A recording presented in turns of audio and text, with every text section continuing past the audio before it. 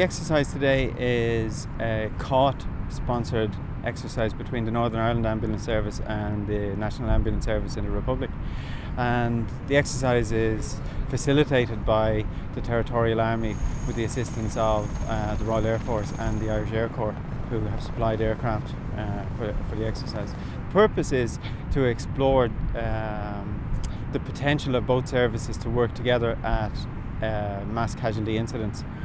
It's about building our competencies together. It's about marrying our resources. Up to now, the two services would have had some communications on a regular basis. However, the purpose of these exercises is to consolidate that. It teaches them the on-scene processes, and it also teaches them to communicate through the ambulance service and warn off hospitals to prepare them for the receipt of casualties. In this case, it's a refugee scenario with a number of casualties have been injured because they've come off a boat.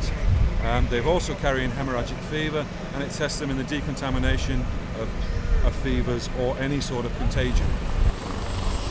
There's an initial recce until I can get a decon suit on, and then I can get closer to the casualties. Where I identified, I think, 21 people at a time, and then tried to get that information back to my commander, who passed that information then on to the various controls to get his what they call a methane report off, a major incident report, to get all the services mobile.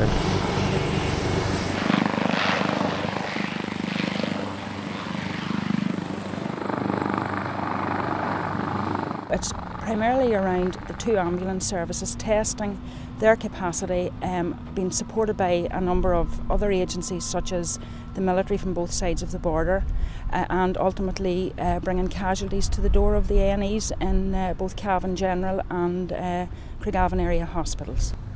The basic management of every incident should follow a structured command and control function, and so the incident is almost immaterial. It's how the personnel manage that incident and deal with the problems that are presented.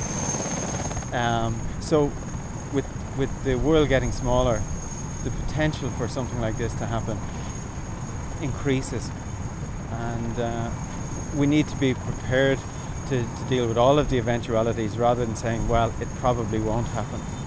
People can test their own emergency planning procedures in a vacuum, but in actual fact it isn't as effective as knowing where you fit in the chain of command whenever an incident should occur.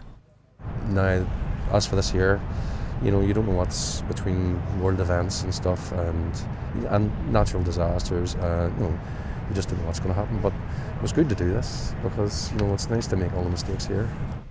It's a very safe environment. We have excellent debriefs and people move on. For example, last year when we tested the plan, we realised the two ambulance services don't communicate that well, and the learning from that was that we procured some satellite phones which enable them now, in the case such as the Oma bomb, where all of the communications went down and nobody could communicate with anybody, that we now can have the ambulance control vehicles communicating on behalf of everybody else. So it's vital, the lessons learned.